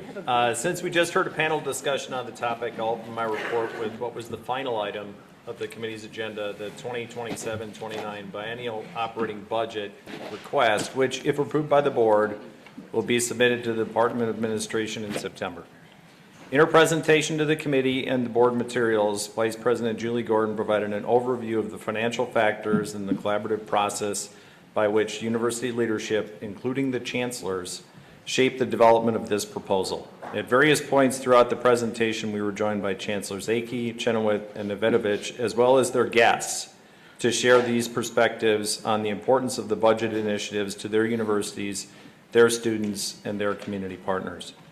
As Regents, we have seen both in our materials and in the public announcements made by UW leaders in recent days, the budget request is centered on fulfilling the University of Wisconsin historic and continuing mission to offer and deliver solutions to the state's biggest challenges. The budget provisions are organized under 3 promises that enactment of this request will enable. Promise number 1, to ensure every Wisconsinite has access to affordable, high-quality UW education. With a requested increase in operational state funding to address items including inflationary pressures and enhanced campus safety measures, we address affordability by committing to hold the line on tuition for the following 2 years and to limit any increase to no more than inflationary rates for the next 2 subsequent years. A work and learn proposal would provide last dollar financial aid for working students from households with income below the state median. And we request the Higher Educational Aids Board seek full reimbursement of tuition remission for eligible veterans and dependents who we are so proud to serve in our universities. The request includes funding to develop UW's artificial intelligence capabilities and resources and to provide more competitive compensation for university and academic staff, ensuring we uphold the high quality of a UW education. Promise 2 is to build Wisconsin's workforce in the next generation of businesses. Funding in this area will support university initiatives that promote the economic vibrancy of Wisconsin residents, businesses, and communities. These include proposals that expand the educational opportunities for working adult learners to advance in today's job market, that support entrepreneurs in creating new companies and help existing firms expand and thrive, that spin innovation research into new businesses and technologies, and that support the backbone of Wisconsin's economy in industry sectors like agriculture, biotechnology, advanced manufacturing, and fresh water. Altogether, this promise would add 300,000 career-ready graduates, provide upskilling to 1 million workers, and help create 2,500 new businesses over the next 10 years. To ensure we meet these goals, funding would support student academic career counseling, mental health services, and high-impact practices. And a request will be made to the incoming governor and legislature to expand dual enrollment opportunities through funding to school districts so that every Wisconsin high school student has access to UW courses to accelerate college degree completion and promote early entry into the state's workforce. Promise 3 is to advance life-saving discoveries and improve access to healthcare across Wisconsin. It is aimed at increasing the number of healthcare professionals serving Wisconsin communities by 35,000 over the next 10 years. Funding would support the expansion of health programs throughout our universities, increase the availability of healthcare professionals throughout Wisconsin, and addressing an acute workforce need that affects patients and communities statewide. In addition, 5 universities will put new funds to use in advancing new cures and treatments for illnesses, diseases such as cancer, Alzheimer's, and Parkinson's. In addition to these items under the 3 promises, the budget proposal requests an estimated $65 million for standard budget adjustments for costs such as fringe benefits, 2 statutory language changes that would stabilize university funding and increase administrative efficiency, a request that Higher Education Aids Board include in its own budget request $10.5 million in funding for the Wisconsin Grant Program and budget requests submitted on behalf of the Wisconsin Veterinary Diagnostic Lab and the Wisconsin State Laboratory of Hygiene, which are administratively attached to UW-Madison. In total, the proposals request an investment in the UWs of an additional $730 million over 2 years. Our budget request reflects a sizable investment, but one that is designed to achieve measurable outcomes that benefit all of Wisconsin. It presents an important choice for Wisconsin's future. Under this proposal, to repeat, the UWs will be the Midwest leader in tuition affordability, and over the next 10 years will graduate 300,000 career-ready workers, upskill 1 million for better jobs, and create 2,500 new businesses, and prepare 35,000 Wisconsin healthcare professionals. We look forward to partnering with policymakers to advance a budget that fulfills the UW's mission to deliver results, not only for the students in our classrooms, but for Wisconsinites throughout the state. Prior to our consideration of the operating budget request, the committee acted on several other business items. Following the first reading at our June meeting, the committee approved revisions to Regent Policy Document 13-1 on general contract approval, signature authority, and reporting. The revisions serve to clarify the distinction between contract signature authority and procurement authority, expressly delegate the board's Chapter 36 procurement authority to the president, modernize and clarify board approvals thresholds and approval triggers, establish more explicit delegation, governance, and reporting requirements, and codify existing operational practices regarding amendments, extensions, and administrative execution of contracts. In total, the revised policy strengthens governance and risk management controls without compromising operational efficiency. Next, the committee approved an amendment to the Connected Systems Institute membership agreement between UW-Milwaukee and Rockwell Automation. The amendment, under which Rockwell would contribute an additional $1 million to this Center of Excellence over 5 years, provides for technical updates and revises membership obligations and advantages in a manner that reflects CSI's evolving structure. The committee then approved an agreement on behalf of UW-Stout Polytechnic with Veritas Education, which provides services as an international recruitment agent aggregator. This agreement falls under the terms of a master service agreement already utilized by several UW universities in support of their efforts to strengthen international student enrollment. Next, the committee approved in addition to the UW strategic plan for major IT projects, in which UW-Madison will migrate its current data center infrastructure to an existing hosting environment in Milwaukee, with the transition scheduled to be completed by December 2027 at a cost of $17 million. The project establishes a stable long-term foundation for the university's research and administrative computing needs while reducing the operational risk and positioning UW-Madison for future growth. The committee then approved the status report on large or high-risk information technology projects.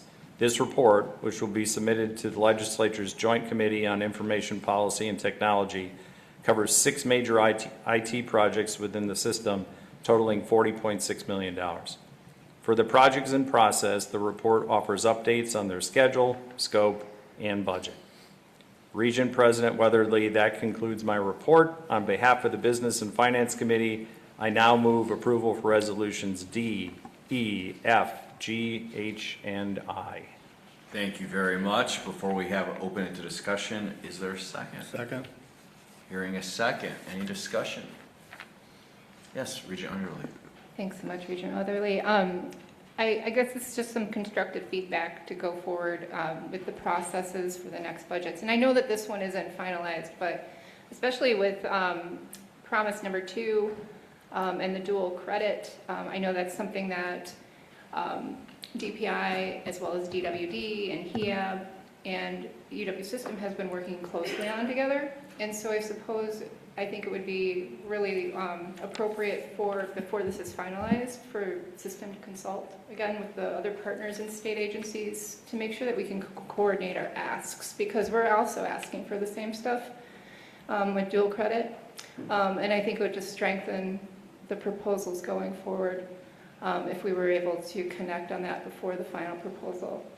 is put forward. But just for maybe process improvement in the future when we look at budgets, to get more feedback, I think, from the individual regents on the front end to just strengthen these kinds of things. But I think it's a great proposal from the operational and instructional side. Thank you. Thank you for the feedback. I agree with it. I could have done a better job. We could have done a better job. We will work to clean that up in the coming weeks. But I appreciate the feedback. And whoever is sitting in this chair 2 years from now, I hope you're listening, because I hope you do a better job than I did on that. So thank you very much for the feedback. Other comments, questions? In that, I don't think that's a hand. I think that's just Joe moving the mic. Am I right? No, I have no. Yeah. Should I do this? I'm a pro at this, guys. All right, let's call the I vote. was ready to vote. All those in favor? Aye. Any opposed? Motion passes.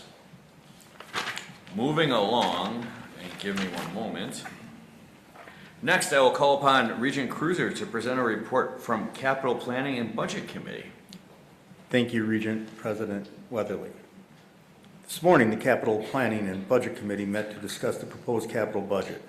Deej Lundgren, Associate Vice President for the Capital Planning and Budget, presented the 2027-2033 six-year capital plan and the 2027 to 2029 budget request.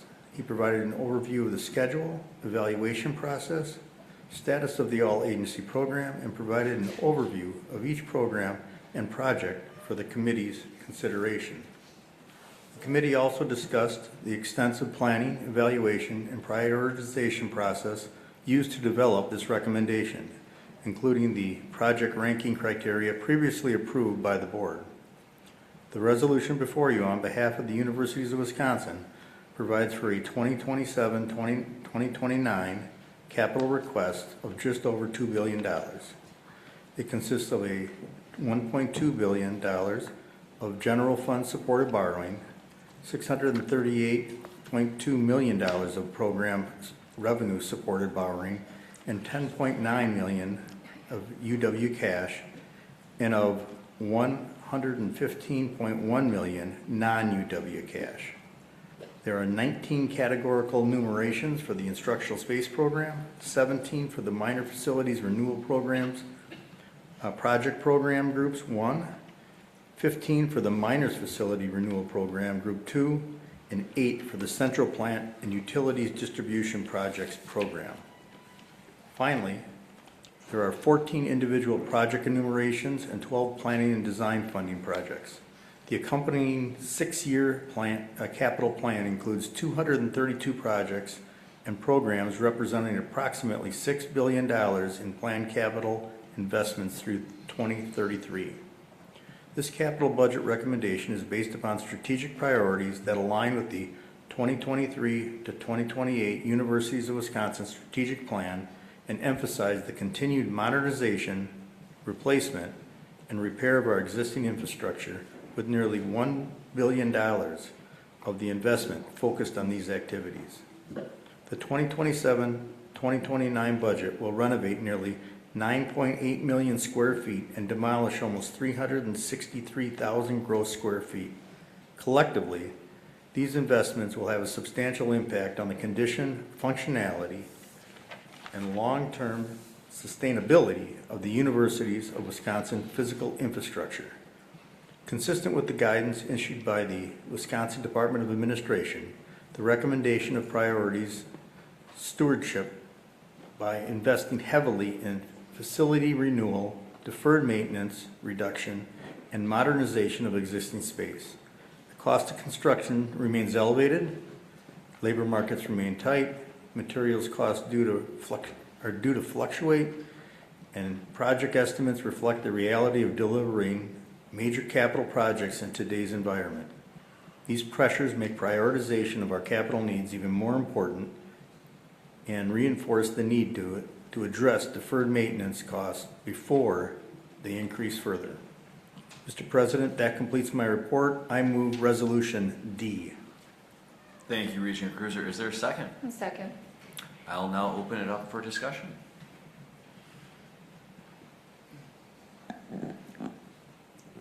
Yes, Regent I Underley. was just going to say a comment. The presentation was excellent. I don't know if you had a chance to view it ahead of time, but the system officials who worked on that did an excellent job, and I hope every legislator gets a chance to see it too.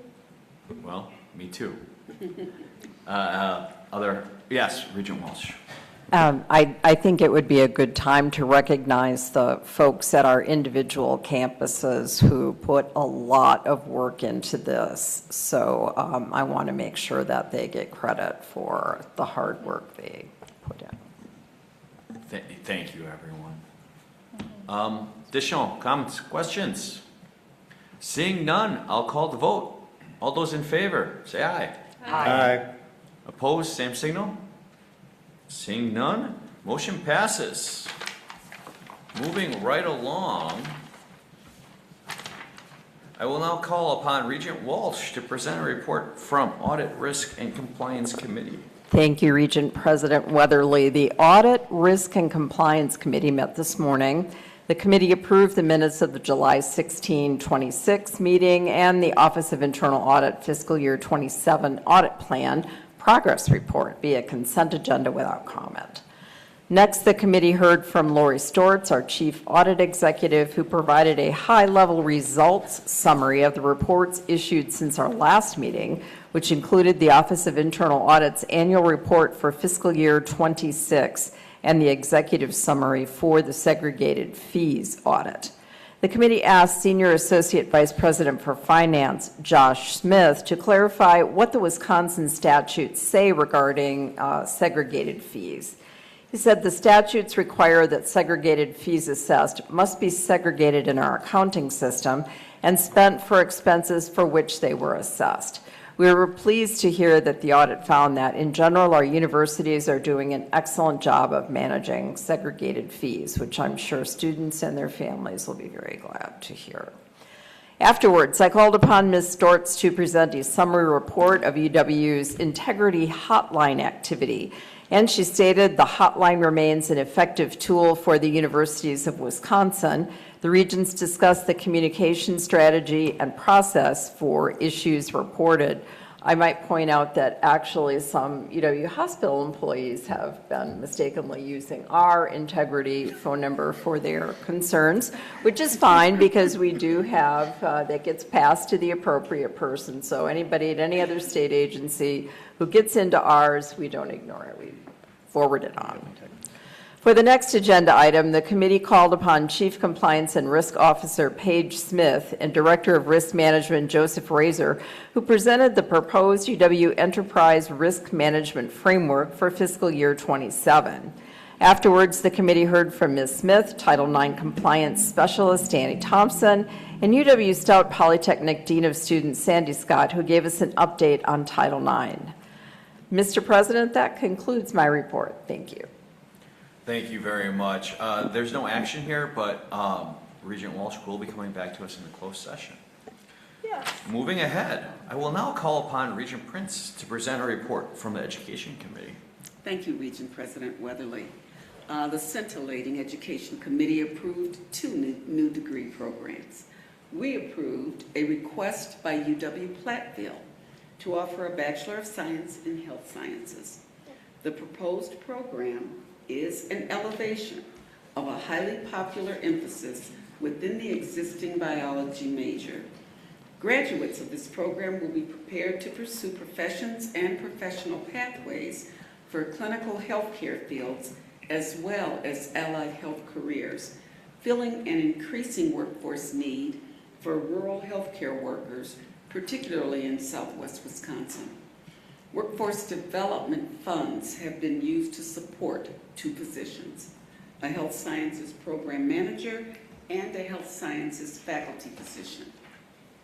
The other request was also from UW-Platteville, and this is to offer a Bachelor of Science in Public Health.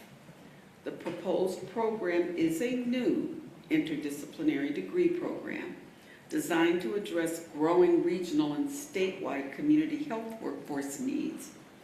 Graduates of the program will be prepared for careers in public health organizations and related health service fields within the rural community, as well as entry into professional programs of study.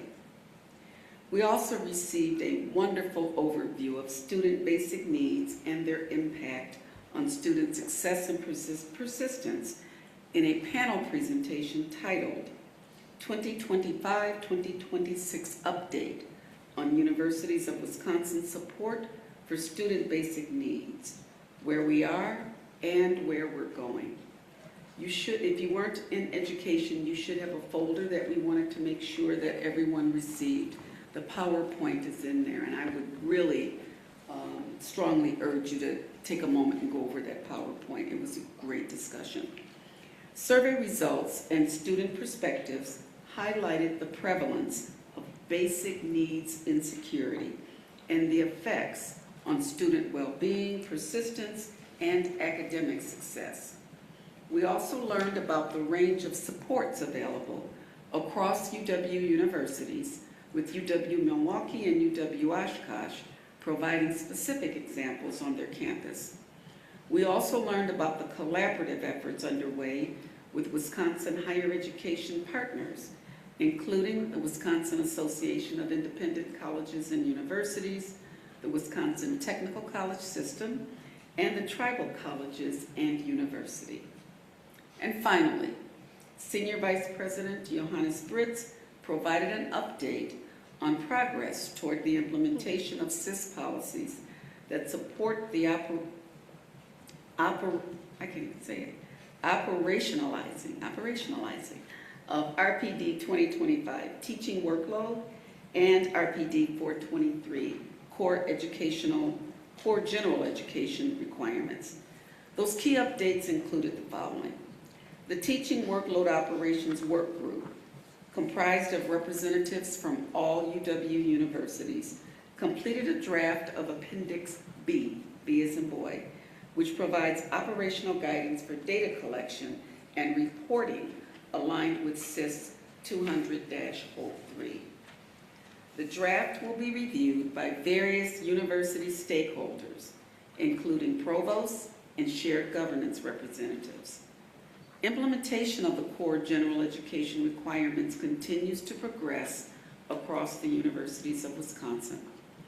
Vice President Britz noted that each UW university has published their new core general education requirements, including credit hour requirements and courses that can be completed to fulfill each category.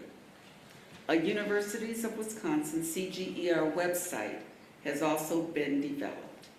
Additionally, there are continued efforts to support the technical aspects of the implementation of core general education requirements. Finally, Vice President Britz noted that the UW administration has begun engagement with LAB regarding CGER transfer policy, as well as teaching workload audit process. Regent President, this concludes my report. Therefore, on behalf of the Education Committee, I move for adoption by the board for resolutions C2 and C3. Thank you, Regent Prince. Is there a second? Second. Hearing a second, any discussion? Seeing none, I'll call the vote. All those in favor? Aye. Any opposed? Motion carries.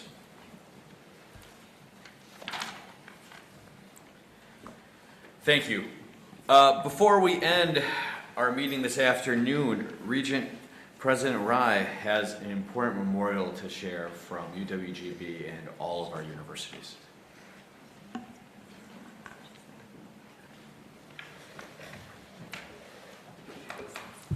Thank you, Regent President. Stand before you today wishing I wasn't here because today is the day of a memorial back in Green Bay of a good friend of mine who passed away in March. He was a good friend to all of us. He gave me passion to become a regent. Lou Lucchese, started the Council of Trustees at the University of Wisconsin-Green Bay, asked me to serve on there, and during my time encouraged me to become a regent, and was very proud of me when I became one, and I hope I do him proud. It was hard to put words together to honor Lou today, but thankfully the Faculty Senate at the University of Wisconsin-Green Bay put together a resolution that I thought would be appropriate, since his memorial is today, to read to all of you today for our record. The Faculty Senate resolution honoring the life and legacy of Louis, better known as Lou Lucchese III. Whereas Lou Lucchese passed away on March 31st, 2026, at the age of 87, surrounded by his wife, children, and grandchildren, leaving behind a legacy defined by service, integrity, mentorship, and an unwavering belief in the power of education. And whereas Lou Lucchese served and supported the University of Wisconsin-Green Bay in countless ways for more than 50 years, becoming a respected advocate, counselor, coach, advisor, and ambassador, whose presence strengthened the academic, athletic, and civic life of the universities. And whereas, Lucchese embraced the opportunity, as advised by Vince Lombardi, to start something from nothing and leave something good behind. And through vision, collaboration, and tireless commitment, helped shape University of Wisconsin-Green Bay into a more connected, student-centered, and community-engaged institution. And whereas he served as a highly trusted advisor to all 7 chancellors of UW-Green Bay and founded the Chancellor's Council of Trustees in 1999, reinforcing intentional partnerships between the university, its faculty, and the surrounding community in support of the university's academic mission. And whereas Lucchese demonstrated a deep and enduring commitment to students by establishing scholarship and athletic funds, personally recruiting and mentoring students, and helping countless individuals envision and achieve futures made possible through higher education. And whereas, as the inaugural men's soccer coach at University of Wisconsin-Green Bay, Lucchese led teams of remarkable achievement, including the nation's highest scoring team in 1969, compiled an outstanding coaching record of 22-4-4, and guided the 1970 team to the university's first national tournament appearance, laying a foundation for excellence that continues to benefit student athletes today. Whereas his lifelong stewardship of the universities included meaningful engagement with alumni, faculty, staff, and students, most recently through the creation and co-leadership of the RISE Impact in 2023, which strengthened alumni relations and support for the men's soccer program. And whereas Lucchese's extraordinary contributions to UW-Green Bay were recognized through many honors, including induction into the Phoenix Hall of Fame, the Chancellor's Award for Service, an honorary alumni degree, the Phoenix Hero Award, an honorary Doctor of Law degree, and recognition of one of the top 50 most influential leaders in Green Bay athletic history. And whereas the response from students, alumni, faculty, staff, and community members following his passing reflects the profound respect and gratitude felt for a man whose generosity, wisdom, and humanity enriched teaching, learning, and service at UW-Green Bay. Now therefore be it resolved that the UW-Green Bay Faculty Senate honors and commemorates the life and legacy of Lou Lucchese III, recognizing his extraordinary contributions to the academic mission, student success, and community engagement of the University of Wisconsin-Green Bay. Thank you for allowing me to share this with all of you. Like I mentioned, Lou was very important to me. Sad I can't make his memorial today, but I stand before you as a regent because of Lou Lucchese. Thank you.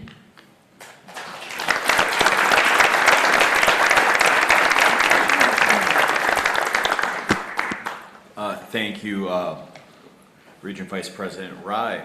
Do Regents have any other communications, petitions, or memorials to share? Yes. Just a very quick one. For those of us that were the UW women's soccer game last night, they did end up winning 1-0 against number 9 ranked BYU. So I think some of us left early. I just wanted to make sure everyone knew. So, go Badgers. That ends our open session today. We're going to break for 10 minutes, and when we get back, we will read ourselves into closed session. Thank you very much, everyone. Back, everyone. Oh, we're recording this. Okay, got it. Welcome back, everyone. Vice President, Regent Vice President, right? They even don't have this Regent stuff in here. Could you please read the motion to move into closed session? It would be my honor. I move that the Board of Regents move into closed session to A, consider strategies for crime prevention and detection as permitted by Section 19.85, Parent 1, Parent D, Wisconsin statutes. B, deliberate and negotiate contracts or require a closed session for competitive or bargaining reasons as permitted by Section 19.85, Parent 1, Parent E, Wisconsin statutes. C, consider a student request for a review of a UW-Madison disciplinary decision as permitted by Section 19.85, Parent 1, Parent A, Parent F, and Parent G, Wisconsin statutes. And D, confer with legal counsel regarding potential or pending litigation. New York versus Trump, District of Rhode Island, California versus Wright, Northern District of California, California versus Department of Education, District of Massachusetts, New York versus McMahon, District of Massachusetts, Colorado versus HHS, District of Rhode Island versus Trump, District of Rhode Island, Massachusetts versus Kennedy, District of Massachusetts, Maryland versus Cooperation for National and Community Service, District of Maryland, American Council of Learned Societies versus McDonald, Southern District of New York versus Kennedy, District of Rhode Island, New Jersey versus OMB, District of Massachusetts, Washington versus Department of Education, Western District of Washington, New York versus Department of Justice, District of Rhode Island, COE versus Department of Education, District of Columbia, Chamber of Commerce of the United States of America, and AAU versus United States Department of Homeland Security, District of Columbia. California versus Noam, District of Massachusetts, Massachusetts versus Department of Education, District of Massachusetts, Massachusetts versus U.S. Department of Agriculture, District of Massachusetts, Maryland versus Department of Education, District of Maryland, and Washington versus Department of Education, Western District of Washington, as permitted by Section 19.85, Parent 1, Parent G, Wisconsin statutes. Outstanding. Regents, is there a second? Second. Megan, will you please call the roll? Regent Weatherly? Yes. Regent Ryan? Yes. Regent Adams? Regent Bloomer? Present. Regent Bogus? Yes. Okay, sorry. Yes. Thank you. Regent Fritz? Regent Goydam? Regent Cruiser? Yes. Regent Menedez? Yes. Regent Nixon? Yes. Regent Halsowitz? Yes. Regent Prince? Yes. Regent Terwilliger? Yes. Regent Trainer? Yes. Thank you. Regent Underley? Yes. And Regent Walsh? Yes. We good?